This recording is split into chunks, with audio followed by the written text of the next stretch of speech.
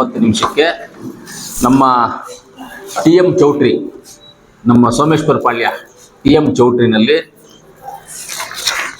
TAPSMS ವತಿಯಿಂದ, taluk society ವತಿಯಿಂದ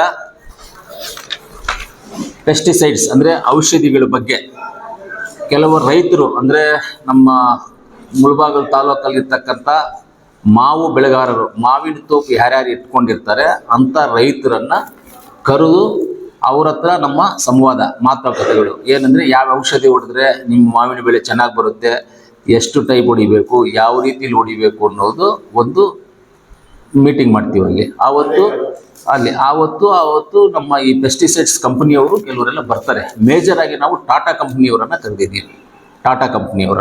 ಯಾಕಂದರೆ ಟಾಟಾ ಅಂದರೆ ನಮ್ಮ ಕಂಪ್ನಿ, ಅದು ನಮ್ಮೂರು ಕಂಪ್ನಿ, ನಮ್ಮ ಕಂಪ್ನಿ ಎಲ್ಲ ನಮ್ಮ ಕಂಪ್ನಿಗಳೇ. ಟಾಟಾ ಅಂದರೆ ನಮಗೆ ಒಳ್ಳೆ ಉತ್ತಮವಾದಂಥ ಸಂಬಂಧ ಇರೋದು, ನಮ್ಮ ರೈತರಿಗಾಗಿ, ನಮ್ಮ ಜನಗಳಿಗಾಗಲಿ ಯಾರಿಗಾಗಲಿ ಒಳ್ಳೇದು ಮಾಡೋಣ ಅಂತ ಉದ್ದೇಶ ಇರುವಂಥದ್ದು ಟಾಟಾ ಕಂಪ್ನಿ.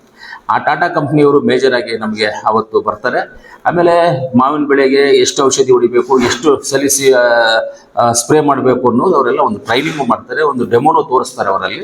ಆವತ್ತು ನಮ್ಮ ರೈತರಿಗೆಲ್ಲ ಮನವರಿಕೆ ಮಾಡಿ ಇವತ್ತು ಏನಾಗಿದೆ ಅಂತ ಹೇಳಿದ್ರೆ, ನಾವು ಮಣ್ಣಿಗೆ ಔಷಧಿಗಳು ಹೊಡೆದು ಏನಾಗಿದೆ, ಮಣ್ಣಲ್ಲಿರ್ತಕ್ಕಂಥ ಹುಳುಗಳನ್ನೆಲ್ಲ ಸಾಯಿಸ್ಬಿಟ್ಟಿದ್ದೀವಿ ನಾವು. ಇವತ್ತು ಮಣ್ಣಕ್ಕೆ ಶಕ್ತಿ ಇಲ್ಲದೆ ಆಗೋಗ್ಬಿಡ್ತಾ ಇದೆ. ಅದರಿಂದ ನಾವು ಅತಿ ಹೆಚ್ಚು ಔಷಧಿಗಳು ಹೊಡೆದು ಇವತ್ತು ನಾವು ಮಣ್ಣನ್ನು ನಾವು ಹಾಳು ಮಾಡ್ಕೊಳ್ತಾ ಇದ್ದೀವಿ. ಅದರಿಂದ ಆ ರೀತಿಲಿ ಆಗಬಾರ್ದು, ಯಾವ ರೀತಿಲಿ ನಾವು ಮಾಡಬೇಕು, ಏನು ಅದಕ್ಕೆ ಸಿಸ್ಟಮ್ಯಾಟಿಕ್ ಇದೆ ಅನ್ನೋದನ್ನು ನಾವು ಒಂದು ಇದು ಮಾಡ್ತಾ ಇದ್ದೀವಿ. ಆವತ್ತು ನಾನು ತಾಲೂಕಿನ ಎಲ್ಲ ರೈತರಿಗೂ ಆಗ್ಬೋದು, ಜಿಲ್ಲೆಯ ಎಲ್ಲ ರೈತರಲ್ಲಿನೂ ಎಲ್ಲರೂ ಮಾವು ಬೆಳೆಗಾರರ ರೈತರಲ್ಲಿ ನಾನು ಮನವಿ ಮಾಡೋದಿಷ್ಟೇ.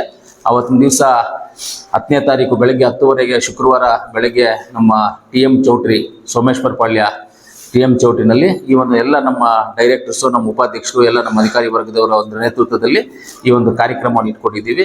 ಯಾವ ರೀತಿಯಲ್ಲಿ ಮಾವು ಬೆಳೆಗಾರರಿಗೆ ಹುಳ ಕಾಟವನ್ನು ಮಾವಿಗೆ ತೊಂದರೆ ಆಗದಂತೆ ತಪ್ಪಿಸ್ಕೊಳ್ಳುವುದು ಯಾವ ರೀತಿಯಲ್ಲಿ ಅನ್ನೋದ್ರ ಬಗ್ಗೆ ಒಂದು ಮೀಟಿಂಗ್ ಮಾಡ್ತಾ ಇದ್ದೀವಿ.